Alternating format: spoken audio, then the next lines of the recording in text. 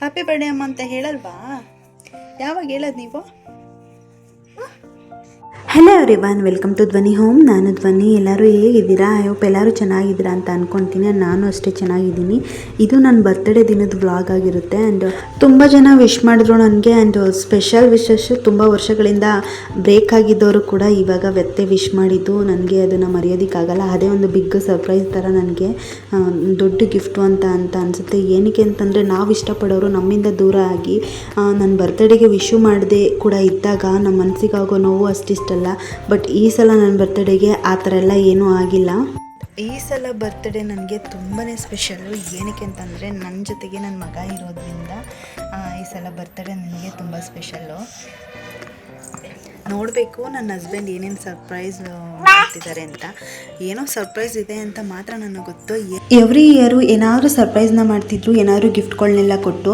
ಈ ಸಲ ನನಗೆ ಆ ಥರ ಎಲ್ಲ ಏನೂ ಅನಿಸಿರಲಿಲ್ಲ. ಆ್ಯಂಡ್ ಏನು ಗೊತ್ತಾ, ಅವರು ಸ್ಟೇಟಸ್ಗೂ ಕೂಡ ಹಾಕ್ಕೊಂಡಿಲ್ಲ, ವಾಟ್ಸಪ್ ಸ್ಟೇಟಸ್ಗೂ ಕೂಡ ಕ್ರಿಯೇಟಿವ್ ಆಗಿ ವೀಡಿಯೋಸ್ನ ಎಡಿಟಿಂಗ್ ಮಾಡಿ ನನಗೆ ಇಷ್ಟ ಆಗೋ ರೀತಿ ವೀಡಿಯೋಸ್ನ ಎಡಿಟಿಂಗ್ ಮಾಡ್ತಿದ್ರು. ಆ್ಯಂಡ್ ಸರ್ಪ್ರೈಸ್ ಆಗಿ ಆ್ಯಂಡ್ ಅದನ್ನೆಲ್ಲ ಸ್ಟೇಟಸ್ಗೂ ಕೂಡ ಹಾಕ್ಕೊಂಡು ವಿಶ್ ಮಾಡ್ತಿದ್ರು. ಈ ಸಲ ಸ್ಟೇಟಸ್ಗೂ ಕೂಡ ಹಾಕಿರಲಿಲ್ಲ, ಜಸ್ಟ್ ನನಗೆ ಡೈರೆಕ್ಟಾಗಿ ವಿಶ್ ಮಾಡಿದ್ದು ಅಷ್ಟೇ.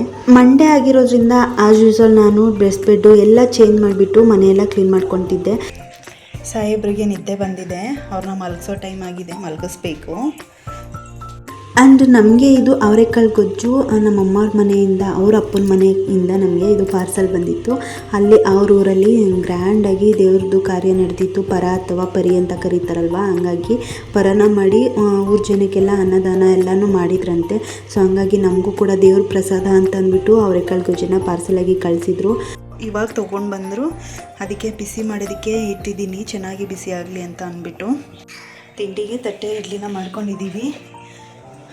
ಅಮ್ಮನೇ ಮಾಡಿದ್ದಾರೆ ತಿಂಡಿ ಎಲ್ಲನೂ, ಅದಕ್ಕೆ ಚಟ್ನಿನ ಮಾಡ್ಕೊಂಡಿದ್ವಿ. ತಿಂಡಿ ಇನ್ನೂ ತಿಂದಿಲ್ಲ, ತಿನ್ನಬೇಕು. ಆ್ಯಂಡ್ ನನಗೆ ಅಂತ ಅಂದ್ಬಿಟ್ಟು ಮಲ್ಲಿಗೆ ಹೂವನ್ನ ತಂದುಕೊಟ್ಟಿದ್ರು ನನ್ನ ಹಸ್ಬೆಂಡು. ನನಗೆ ಇದು ಮಲ್ಲಿಗೆ ಹೂವು ಇದೆಲ್ಲ ತುಂಬಾ ಇಷ್ಟ ಆಗುತ್ತೆ. ಈ ಥರ ಚಿಕ್ಕ ಚಿಕ್ಕ ವಿಷಯದಲ್ಲೇ ತುಂಬಾ ಖುಷಿ ಆಗುತ್ತೆ ಅಲ್ವಾ? ಎಷ್ಟೋ ಹೆಣ್ಮಕ್ಳಿಗೂ ಕೂಡ ಆ ಥರ ಆಗುತ್ತೆ ಅಂತ ಅಂದ್ಕೊತೀನಿ. ಏಕೆಂದರೆ ನನ್ನ ಫ್ರೆಂಡ್ಸು ಹಾಗೆ ನನ್ನ ತಂಗಿದಿರು ಅಕ್ಕಂದಿರು ಇವರೆಲ್ಲನೂ ಆ ಥರ ಶೇರ್ ಮಾಡ್ಕೊತಾರೆ ನನಗೆ. ಸೊ ಹಂಗಾಗಿ ಆ್ಯಂಡ್ ಬಿಗ್ ಸರ್ಪ್ರೈಸೇ ಕಾಯ್ದಿತ್ತು ನನಗೆ. ಸಂಜೆ ಹಂಗೆ ಎಲ್ಲ ಹೊರಗಡೆ ಕರ್ಕೊಂಡು ಹೋಗ್ತೀನಿ, ಬೇಗ ಬೇಗ ರೆಡಿಯಾಗು ಅಂತ ಹೇಳಿದರು. ಬಟ್ ನನಗೆ ಇಲ್ಲಿ ಡೆಕೋರೇಷನ್ ಮಾಡಿಸಿರೋದು ಇದು ಯಾವುದೂ ಗೊತ್ತಿರಲಿಲ್ಲ. ಬಟ್ ನನಗೆ ಕಾನ್ಫಿಡೆನ್ಸ್ ಇತ್ತು ಏನೋ ಸರ್ಪ್ರೈಸ್ ಇದೆ ಅಂತ ಅಂದ್ಬಿಟ್ಟು. ಯಾಕೆಂದರೆ ಅವ್ರ ಬಿಹೇವಿಯರ್ ನೋಡಿ ಅವತ್ತು ನನಗೆ ಹಂಗೆ ಅನ್ನಿಸ್ತಿತ್ತು. ಆ್ಯಂಡ್ ತುಂಬಾ ಚೆನ್ನಾಗಿ ಡೆಕೋರೇಷನ್ ಮಾಡಿಸಿದ್ರು, ಸಖತ್ ಖುಷಿಯಾಯಿತು. ಆ ಖುಷಿಗಳನ್ನ ಹೇಳೋದಕ್ಕೆ ಆಗೋದೇ ಇಲ್ಲ. ಆ್ಯಂಡ್ ಇನ್ನೂ ಡಬಲ್ ಖುಷಿ ಏನಕ್ಕೆ ಅಂತಂದರೆ ನನ್ನ ಜೊತೆಗೆ ನನ್ನ ಬರ್ತ್ಡೇ ಸೆಲೆಬ್ರೇಷನಲ್ಲಿ ನನ್ನ ಮಗ ಇರೋದ್ರಿಂದ ಸಖತ್ ಖುಷಿ. ಲಾಸ್ಟ್ ಇಯರ್ ಬರ್ತ್ಡೇಯಲ್ಲೂ ನನ್ನ ಮಗ, ನಾನು ಕನ್ಸೀವ್ ಇದ್ದೆ, ಒಂದು 7 ಕಂಪ್ಲೀಟ್ 8 ಮಂತ್ಸ್ ಏನೋ ರನ್ನಿಂಗ್ ಅವಾಗ ಅಷ್ಟೇ ಕನ್ಸೀವ್ ಇದ್ದೆ. ಆದ್ರೂ ಕೂಡ ಸೆಲೆಬ್ರೇಷನ್ ಎಲ್ಲ ಮನೆಯಲ್ಲಿ ಮಾಡ್ಕೊಂಡಿದ್ವಿ. ತುಂಬಾ ಖುಷಿಯಾಗಿತ್ತು. ಈ ಸಲ ಜೊತೇಲಿ ನನ್ನ ಪಕ್ಕದಲ್ಲೇ ನೋಡಿ ನಾನೇ ಎತ್ಕೊಂಡಿದ್ದೀನಿ ಸೆಲೆಬ್ರೇಷನಲ್ಲಿ. ನನ್ನ ಮಗ ನನ್ನ ಜೊತೆ ಇರೋದು ಸಖತ್ ಖುಷಿ, ಹೇಳೋದಕ್ಕಾಗಲ್ಲ ಬಿಡಿ ಆ ಖುಷಿಗಳನ್ನ. ತಾಯಿ ಆದಮೇಲೆ ಹೆಣ್ಮಕ್ಳಿಗಾಗೋ ಖುಷಿ ಅಷ್ಟಿಷ್ಟಲ್ಲ. ಏನು ಗೊತ್ತಾ, ನಾವು ಸ್ವಲ್ಪ ವರ್ಷ ಪಾಪು ಬೇಡ ಅಂತ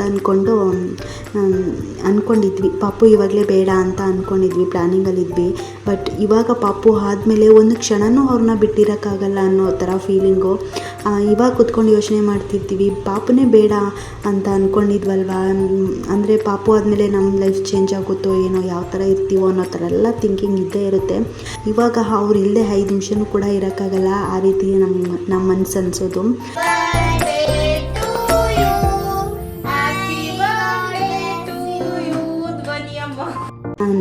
ಆ್ಯಂಡ್ ನನ್ನ ಹಸ್ಬೆಂಡ್ ಏನು ಗೊತ್ತಾ, ಸರ್ಪ್ರೈಸಾಗಿ ನನ್ನ ಕ್ಲೋಸ್ ರಿಲೇಟಿವ್ಸ್ಗೆಲ್ಲರಿಗೂ ಕೂಡ ಕಾಲ್ ಮಾಡಿ ಕೂಡ ಇನ್ವೈಟ್ ಮಾಡಿದರು. ಸರ್ಪ್ರೈಸ್ ಕೊಡೋಣ ಬನ್ನಿ ಬರ್ತ್ಡೇಗೆ ಅಂತ ಅಂದ್ಬಿಟ್ಟು. ನನ್ನ ಸಿಸ್ಟರು ಅವ್ರ ಮಕ್ಕಳು ಎಲ್ಲರೂ ಸ್ವಲ್ಪ ಜನ ಬಂದಿದ್ದರು. ತುಂಬಾ ಖುಷಿ ಆಯಿತು, ಸಖತ್ ಖುಷಿನ ಹೇಳೋಕ್ಕೆ ಆಗಲ್ಲ, ಅಷ್ಟು ಖುಷಿ ಆಯಿತು. ಆ್ಯಂಡ್ ಸ್ವಲ್ಪ ಜನ ಬರೋಕ್ಕಾಗಿಲ್ಲ, ಅವ್ರದ್ದು ಕೆಲವೊಂದು ವರ್ಕ್ಗಳೆಲ್ಲ ಇರೋದ್ರಿಂದ. ಸೊ ಹಂಗಾಗಿ ಎಲ್ಲರೂ ಕಾಲ್ ಮಾಡಿ ವಿಶ್ ಮಾಡಿದ್ರು. ಅದಕ್ಕೆಲ್ಲ ನಾನೇನು ಬೇಜಾರು ಮಾಡ್ಕೊಳ್ಳಲ್ಲ. ಎಲ್ಲರದ್ದು ಸಿಚುವೇಶನ್ಸ್ನ ಅರ್ಥ ಮಾಡ್ಕೋಬೇಕು.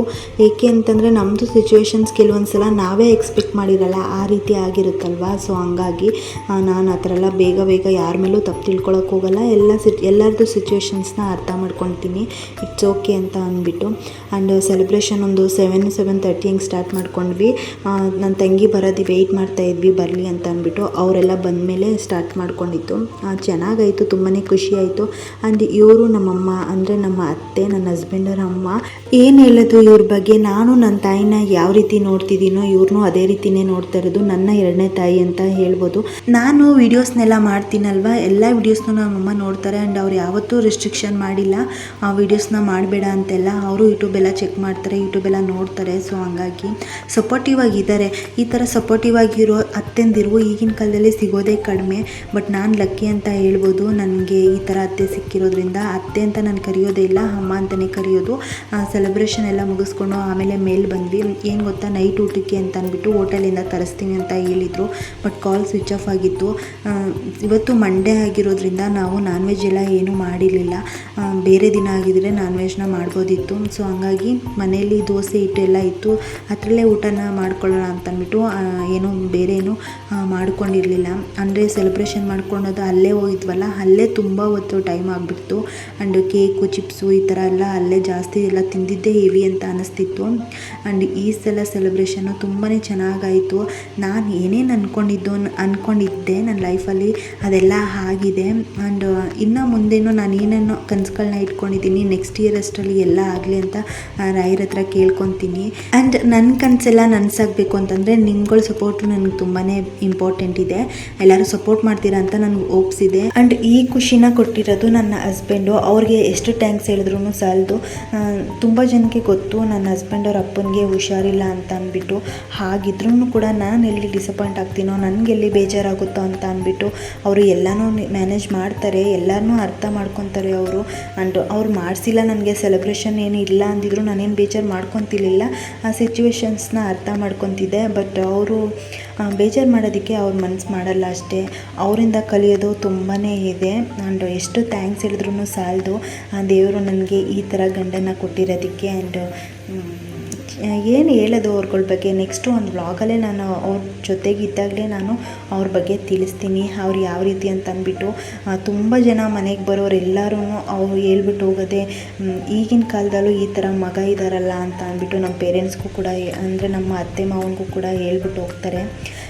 ಕಲಿಯೋದು ತುಂಬ ಇದೆ ಅವರಿಂದ, ನೋಡಿ ಕಲಿಬೇಕು ಅಷ್ಟೇ. ಒಳ್ಳೆತನ ಅಂತಂದರೆ ಏನು ಅಂತ ಅಂದ್ಬಿಟ್ಟು ಇದನ್ನೆಲ್ಲ ಒರಿಜಿನಲ್ಲಾಗೆ ನಾನು ಡೈರೆಕ್ಟಾಗೆ ಮಾತಾಡಿದ್ದೆ. ಬಟ್ ಬ್ಯಾಕ್ಗ್ರೌಂಡ್ ಸೌಂಡು ಸ್ವಲ್ಪ ಜಾಸ್ತಿ ಇತ್ತು, ಡಿಸ್ಟರ್ಬೆನ್ಸ್ ಇರೋದ್ರಿಂದ ಅಷ್ಟು ಕ್ಲಾರಿಟಿಯಾಗಿ ಕೇಳಿಸ್ತಾ ಇರಲಿಲ್ಲ. ಸೊ ಹಂಗಾಗಿ ನಾನು ವಾಯ್ಸ್ ಓವರ್ನ ಕೊಟ್ಟು ಎಡಿಟ್ನ ಮಾಡಿದ್ದೀನಿ. ವಿಡಿಯೋ ಇಷ್ಟಾದರೆ ಲೈಕ್ ಮಾಡಿ. ಹಾಗೆ ಹೊಸದಾಗಿ ಯಾರೆಲ್ಲ ನನ್ನ ಚಾನಲ್ನ ನೋಡ್ತಾ ಇದ್ದೀರಾ ಪ್ಲೀಸ್ ಸಬ್ಸ್ಕ್ರೈಬ್ ಮಾಡಿಕೊಂಡು ಸಪೋರ್ಟ್ ಮಾಡಿ. ಸಿಗೋಣ ನೆಕ್ಸ್ಟ್ ವಿಡಿಯೋದಲ್ಲಿ. Thank you all.